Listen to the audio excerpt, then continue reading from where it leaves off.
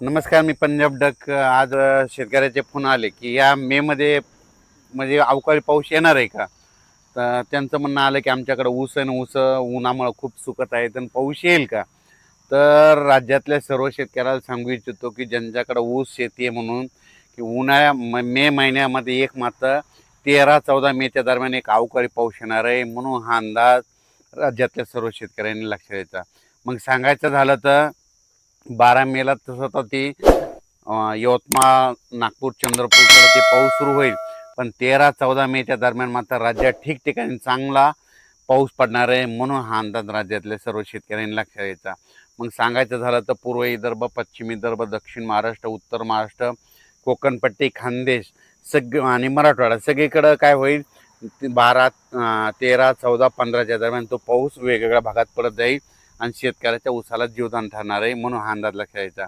आणि राज्यातल्या सर्व शेतकऱ्याला सांगू इच्छितो की आता पाऊस जवळ आलेला आहे, तर तुम्ही काय करा, सर्वप्रथम बियाणे अगोदर आणण्याच्या अगोदर तुम्ही काय करा, आधी आपले शेतीची कामे करून घ्या. कारण की तुम्हाला एक सांगू इच्छितो, आता जवळपास 38 दिवसात पाऊस राहिला आहे, म्हणून तुम्ही शेतकऱ्यांनी शेतीचे कामे करून घ्या.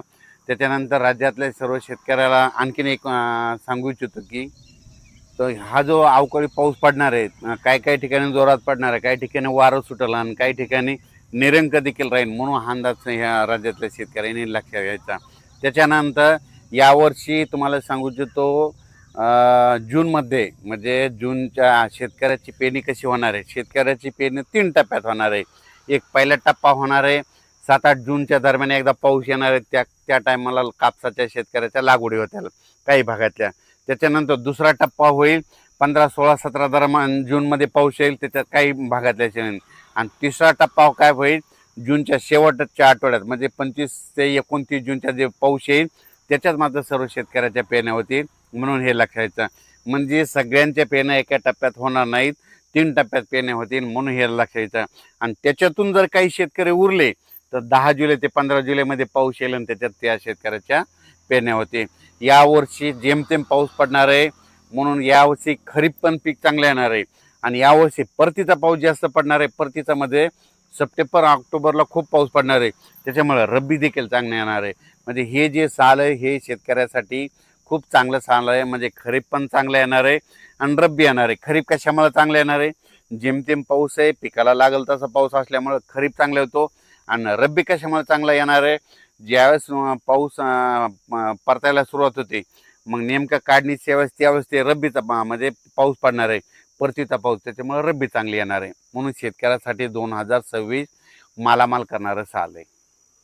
राज्यात उष्णतेबाबतीत सांगू इच्छितो की राज्यात तुम्हाला सांगू इच्छितो की उष्णता जवळपास 12 तारखेपर्यंत, 12 मेपर्यंत राज्यात उष्णता राहणार आहे. पण त्याच्या मदत काय होणार आहे, अधूनमधून म्हणजे ढगाळ वातावरण राहणार आहे. ढगाळ वातावरण राहण्यामुळे काय होतं, थोडी उष्णता कमी होईल पण मात्र गरमी वाढणार आहे. म्हणून सर्व शेतकऱ्याला सांगू इच्छितो की आपल्या पशुधनाची, पाळीव प्राण्याची, स्वतःची, लहान मुलाची, वयोवृद्धाची काळजी घ्या. शक्यतो 12 ते 4च्या दरम्यान फिरूच नका, घराच्या सावलीलाच राहा, निवाऱ्याखाली आराम करा. कारण की उन्हामध्ये फिरू नका, कारण की उष्माघात होऊ शकतो. म्हणून हे सर्वप्रथम शेतकऱ्यांनी लक्षात घ्यायचं.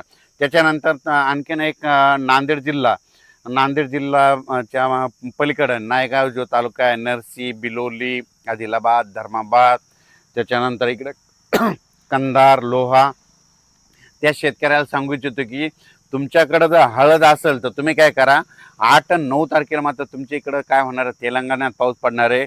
म्हणून तुमच्या नायगाव, आदिलाबाद, धर्माबाद, त्याच्यानंतर इकडं सगरोळी, बिलोली, कंधार, नळदुर्ग ह्या परिसरामध्ये 8-9 तारखेला थोडा पाऊस येणार आहे.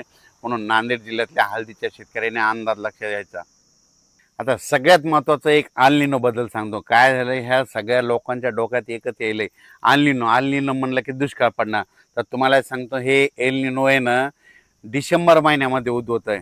आपल्याकडं पाऊस आपले इंग्रजी महिने जानेवारीला सुरू होतात, आपल्याला पाऊस जूनमध्ये पडतो आणि एल निनो डिसेंबरमध्ये उद्भवतो. मग डिसेंबरमध्ये एल निनो उद्भवणार आहे, त्याच्या आधी तर आपला पाऊसच निघून गेलेला असतो. म्हणून आल निनोचा काही संबंध नाही. जर तुम्हाला एक आजची सुद्धा परिस्थिती सांगतो, आज आपल्या इकडं आता 44 तापमान आहे.